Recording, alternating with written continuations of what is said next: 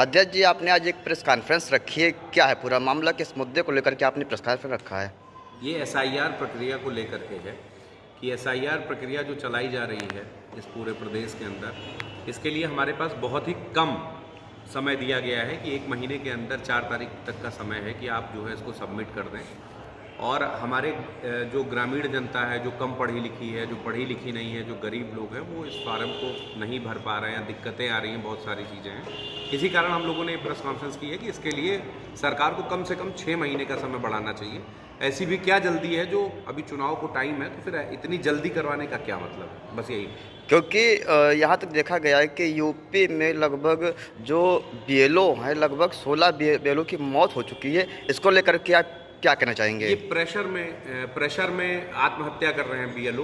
उनके ऊपर इतना दबाव दिया जा रहा है कि ये फार्म जमा कराइए, ये कराइए, वो कराइए, और सरकार की तरफ से कुछ गलत कार्य भी करने को कहे जा रहे हैं, जो कि हमारे जो बीएलओ नहीं करना चाह रहे हैं, परेशान हैं। इस कारण से वो अपनी आत्महत्या कर रहे हैं, अपनी जान दे दे रहे हैं। इस पर सरकार कुछ कर नहीं रही है, उनके परिजनों से नहीं मिल रही है, उन लोगों को भी कोई विशेष राहत नहीं दी गई। लगातार परेशान किया जा रहा है, जनता को भी परेशान किया जा रहा है, और जो इसमें बीएलओज हैं वो भी बहुत परेशान हो रहे हैं। क्योंकि यहाँ तक कि देखा गया है कि जो ग्रामीण जो जनता है, जो अनपढ़ है, वो इस फार्म को कैसे भरेंगे?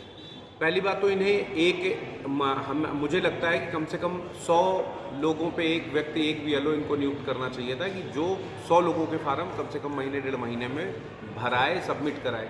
लेकिन यहाँ की स्थितियाँ बिल्कुल अलग हैं। 1-2 बीएलओ नियुक्त कर दिए गए हैं, जो पूरे गाँव में दौड़ रहे हैं। गाँव के अंदर बहुत सारे मजरों में ऐसे ऐसे घर बने हैं जहाँ पे रास्ते नहीं हैं अच्छे, वहाँ तक जाने में दिक्कत हो रही है। बीएलओ सुबह से लेकर के शाम हो जा रहा है, वो कागज़ सबमिट नहीं कर पा रहा है। लोगों को कितना बताया जाए, सब समझा भी नहीं पा रहे हैं।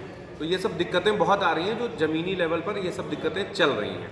लेकिन सरकार इन सब चीज़ों को किनारे रखते हुए अपनी जिद में केवल एसआईआर प्रक्रिया को इसलिए आगे कर रही है कि जो गरीब, शोषित, वंचित जनता है, जो सरकार को सिरे से नकार देने वाली है, ये उनको वोटर लिस्ट से नाम हटा करके और इन सब तरीके के कार्य करके इनको हटाना चाह रही है सरकार।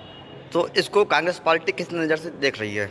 हम लोग अगर इस एसआईआर प्रक्रिया के लिए समय नहीं बढ़ाया गया, और अगर ऐसे ही चलता रहा, और हमारे जो बीएलओ हैं वो ऐसे ही आत्महत्या करते रहे, हमारे प्रदेश की जनता, हमारे ज़िले की जनता अगर परेशान होती रही, तो हम लोग धीरे धीरे मुख्यालय पे, फिर उसके बाद उत्तर प्रदेश के मुख्यालय पे हम लोग व्यापक धरना प्रदर्शन करेंगे, और इसका परिणाम सरकार को भुगतना होगा।